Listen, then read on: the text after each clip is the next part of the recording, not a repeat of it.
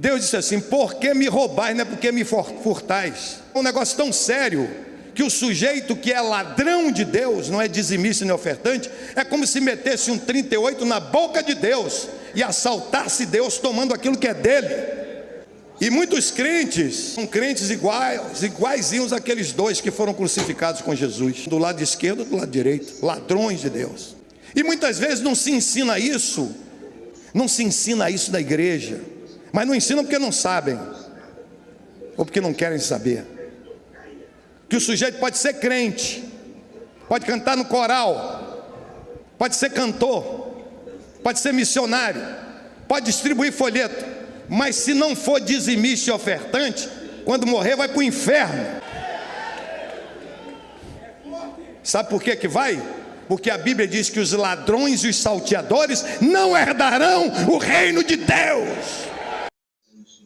Ainda tem pessoas que acreditam e seguem, reverencia e até mesmo idolatra pessoas como este pastor, como este pregador, como esta pessoa que distorce o próprio texto com um pretexto para enganar, para iludir e pôr medo nas pessoas.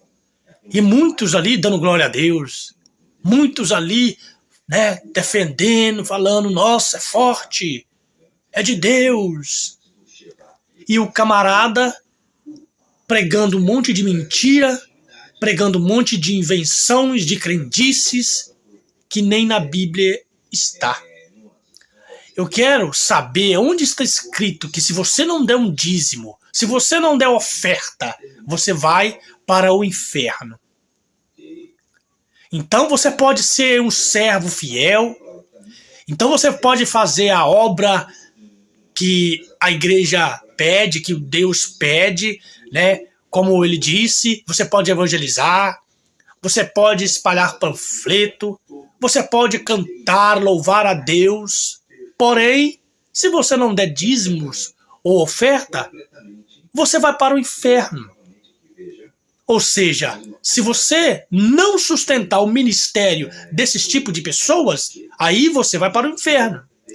Porque eles querem encontrar pretexto para defender crendices e para se beneficiar, para se enriquecer às custas dos fiéis. Eles gostam de usar Malaquias 3 para se embasar, para colocar medo nas pessoas e defender que ali, se você não der dízimos, se você não der ofertas, você está roubando a Deus. Porém, pregadores, pastores, que se dizem sacerdotes de Deus, que se dizem representantes de Cristo na terra, vós que sois sacerdotes de Deus, crente, pastores, não leia o contexto, porque isola o texto de Malaquias capítulo 3 para fins próprios, mas o contexto, que é o capítulo 2, o contexto imediato, vai falar quem que estava roubando a Deus. Vocês, sacerdotes de Deus, vocês, pregadores, pastores, quem estava roubando a Deus? Deus estava repreendendo os sacerdotes. No capítulo 2, ele começa dizendo: para vós, sacerdotes, este é meu mandamento. E ali começa uma lista de coisas. É só você ler o contexto imediato. É só você saber interpretar o texto para depois saber quem estava roubando a Deus. Quem Deus estava repreendendo pelas falcatruas, pelas pilantragens, pelas hipocrisias, pelas falsidades que estava acontecendo ali, que Deus já não estava se agradando mais. Mas eles isolam o texto, pegam um versículo isolado e se baseiam para pôr medo nas pessoas, para colocar, impor às pessoas que elas vão para o inferno, que elas estão condenadas se elas não dizimarem nem ofertar.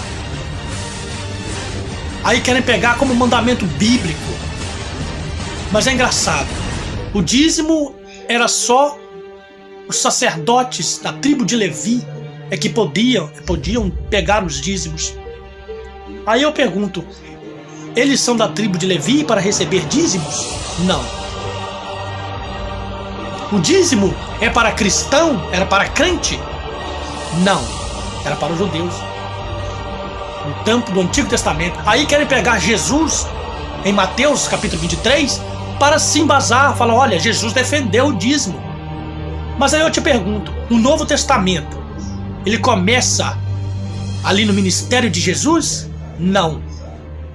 No tempo de Jesus ali, era ainda o Antigo Testamento. Eles faziam uso das escrituras do Antigo Testamento. Não havia Novo Testamento. Jesus não fundou o Novo Testamento. Jesus não fundou o cristianismo. Jesus não fundou religião. Olhe lá sequer se existiu. Mas aí vem esses pastores, esses pregadores, esses camaradas pilantras e querem colocar, impor medo, isolar texto para colocar e condenar as pessoas, porque se não tiver o dízimo, se não tiver as ofertas, como vão se manter? É incrível como pessoas podem ainda acreditar em tipo de gente assim, porque no Antigo Testamento para eles foi abolido, porque Cristo aboliu, segundo eles. Mas por que pega a prática de dizimar que ainda está no Antigo Testamento? Por quê? Porque se pega a prática de dizimar que ainda está no Antigo Testamento, que segundo eles foi abolido, então era para pegar outras práticas também, que é mandamento. Deveria pegar os seus filhos, por exemplo, que são rebeldes, quanto mais que não dá ouvidos à sua voz, e devia fazer o quê? Apedrejá-lo, levar aos anciões e aos sacerdotes da sua cidade, e dirás aos sacerdotes e aos anciões, esse nosso filho é quanto mais e rebelde, não dá ouvidos à nossa voz, então todo o povo, todo mundo o apedrejarão até que morra. Tinha que fazer isso, é lei, era mandamento. Mas é a Bíblia freestyle, né? Ou seja, aquilo que me convém, eu pego e uso. Mas aquilo que não me convém, que não tem sentido e nem importância, foi abolido. Aí é fácil, né? É muito fácil.